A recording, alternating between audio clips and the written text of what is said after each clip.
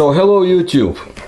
Something very interesting happened in Russia in early October of 2021, and I expect that maybe more things will happen, and not only in Russia. There are very interesting developments. Anyway, the Russian space missile attack warning system, SPRN, abbreviation in Russian, is not used to hosting journalists. More precisely, in the 50 years of its existence, media representatives have been there only twice. The first time was in the February of 2021, when the half-century anniversary of this Russian space missile attack warning system was celebrated. And the second time also was this year as well, on the eve of October 4, when the Space Forces celebrated the 64 years of their existence. They started under the Soviet Union and has continued ever since. To say that there is a lot of state secrets in this military unit means to say nothing. Those in charge of the secrecy at the facility, at the unit, sekretchiki in the Russian slang, they control every word of the speakers. Watch the filmed videos, photos, listen to the dictaphone recordings that those Russian journalists made while they were visiting. If, for example, a corner of a monitor got into the picture frame, the frame went straight, so to say, into the wastebasket. That's what you need to understand. Lieutenant Colonel Viktor Shestopalov, Deputy Commander for Armaments, that's what he told the journalists. We serve here so that no missile launch on the planet Earth will go unnoticed. Russian journalists climbed into the roof of the main building of the military unit. There is an antenna at the top, a sphere really, which can be seen on ships and in observatories. And there are a whole bunch of such spheres for kilometers around this unit. The exact number and even the order basically is a secret. Astronomers have such spheres open up and release a telescope. And here in that unit, the giant 300-ton dish antennas are hidden under impenetrable spheres. Those spheres are made of a special material that transmits any waves. And they are needed to protect the antennas from rain, snow, and enemy eyes from the sky. The Russian journalists wanted to go under the dome and were allowed to. This is unprecedented openness. In the semi-darkness, a giant looms over the reporter's head, and his heart freezes. A giant network of fittings holds a huge dish, or plate, or saucer, call it what you want. It all resembles the same. And mechanisms can make it move. The attendant presses the button and the machine, with a measured buzzing, begins to search the sky. A few floors below, and when the new shift comes to, they stare at the monitors. The type of target is a ballistic missile. The coordinates of the launch points correspond to the US Warren missile base. The accompanying time is 32 seconds. The reports sound loud and clear. Of course, right now it's just a training session, but the shift, that's the people on duty at the time, the brigade, they're the real people. This is not training. Work is going on here around the clock, 24/7, and in case of a real threat, not a single missile will escape and will not go unpunished. How does it work? Each antenna is connected to one of the satellites from the grouping, which is called the dome. In this bundle or grouping, this is the basis of the SPRN, like I said, the Russian Space Missile Attack Warning System.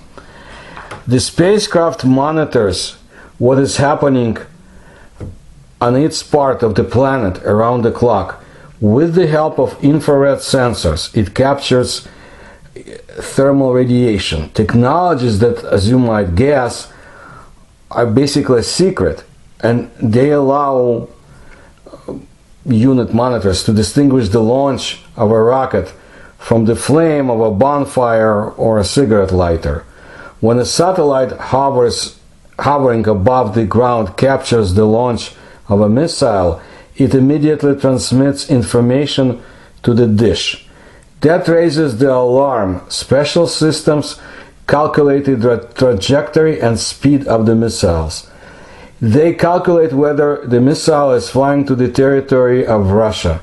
God forbid, in this case, ground-based radars come into action. They lead the target, transfer it to the divisions of the radar stations, which are ready to destroy the uninvited guest at any moment. In general, the satellites of the SPRN are sentinels who detect smoke in the enemy's camp and immediately report this to the command.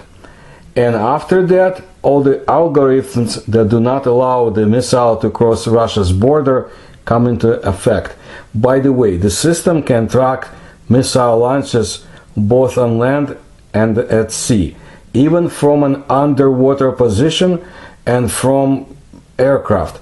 As long as there was thermal radiation that could be analyzed, that's what they need.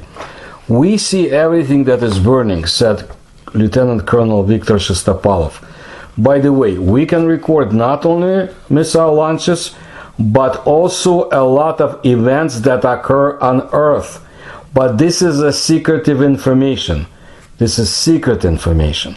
And he was asked, how long does it take from the detection of the launch before the information gets to the decision-making center? This is a very secret information. The Lieutenant Colonel spread out his hands. I will say this. Thanks to the efficiency of the system, there is enough time to make this very decision. There is an agreement between the nations according to which it is customary to warn partners about this before the training launch. In this case, the SPRN calmly accompanies the missile from start to finish. However, not everyone complies with these agreements.